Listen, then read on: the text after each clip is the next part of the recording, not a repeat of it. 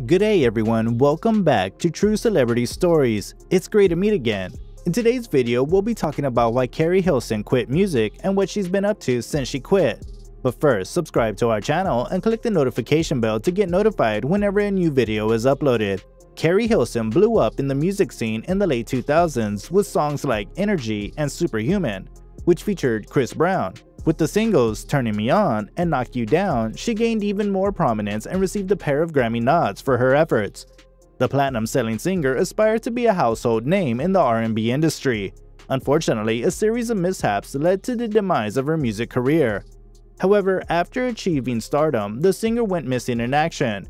Some fans believe that the singer's beef with Beyonce ruined her promising career.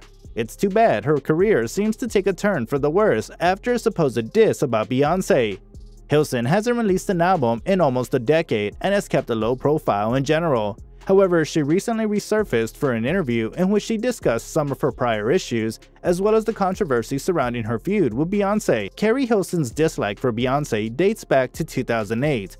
Hilson had been scheduled to perform on Usher's Love in This Club Part 2, but she was replaced by the arena-filling superstar. This is a lesson, guys. Never hate on success. Avoid energy and always deserve the success you get. Hilson released a remix of Turnin Me On from her debut studio album, In a Perfect World 2009, in which she performed lines that listeners assumed were about Beyonce. Your vision cloudy if you think that you the best. You can dance, she can sing, but need to move it to the left, she sang. She need to go have some babies, she need to sit down, she fake. The mother chicks ain't even worth talking about. Because of the attributes Hilson mentioned and the phrase about sliding it to the left, which seemed to mimic Beyonce's 2006 song Irreplaceable, listeners assumed the lyrics were directed towards Beyonce. The song also appeared to have some unsavory lyrics concerning Ciara, from whom Keri has written multiple songs over the years. Go ahead and tell these people how long I've been writing your songs and booking you. Take a look at the credits, ho. Keri performs the song. During an interview in 2009, Keri subsequently stated that the song was not about Ciara or Beyonce. She added at the time, "I'm not jealous of anyone's career. We're all the same in that way. Keisha is featured on my album. Ciara and I have collaborated on numerous occasions. Beyonce's music appeals to me." So who was the subject of the song? It's anyone who has attempted to bring me down and doesn't want me to succeed, she explained. I'm not going to call their names because I believe I've already addressed the issue. Hilson did not respond to the speculation, but she sparked rumors when she declined to hold the latest issue of Juicy magazine after seeing Beyonce and Jay-Z on the cover at the 2011 Soul Train Awards. The Bayhive jumped on the opportunity and began to bash Hilson, believing she had shaded Beyonce for the second time. Keri was requested to hold the latest issue of Juicy magazine and give them a shout out at the red carpet of the Soul Train Awards in 2011. She seemed enthusiastic at first, but then she looked at the cover, which featured a photo of Beyonce and her husband, Jay-Z, and inquired, "Who's that?" Keri declined the reporter's request, saying, "No, I'm sorry, I can't do that." The backlash became so intense over the years that Hilson begged on Twitter for fans to leave her alone in 2013. "It's too much, please.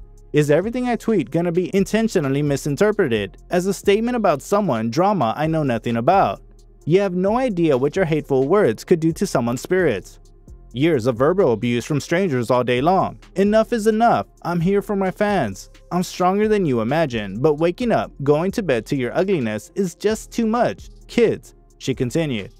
"I get it, okay? You can stop now. As far as whatever you're really mad about, I had my reasons. It's been years. Just chalk it up to your ignorance of my reality and let it go. As for my mistakes, God has dealt with me." Hilson attempted to move on with her life and career, but fans continued to degrade her and tell her she was no longer welcome in the music industry. The response finally led to Hilson's depression, which prompted her to leave the spotlight. She hasn't published an album since 2010, when she released No Boys Allowed, her second studio album, though she has promised new music shortly. Hilson cleared the air regarding her supposed dispute with Beyonce in a recent interview with Claudia Jordan on Out Loud. She claimed she had been forced into releasing the music and that she had no objections to the Ring the Alarm singer. "Early in your career, you feel like you have to listen," she began. "When you buck, they buck harder and they make threats. Those threats are huge ones. You don't feel like you have a choice. I really didn't feel like I had a choice. You learn to fight harder, but I didn't have enough fight in me at 2021. She continued, "No one could ever compare to Beyonce, no one will, for a very long time, and that was never my aim either. However, it was framed that way. It was written that way, was not my lyrics, was not my writing, was not my doing, and then I'm caught, like, do I tell the truth? Do I expose them early in my career? I'm super young, super new. This is my first album, I just soiled my whole dream."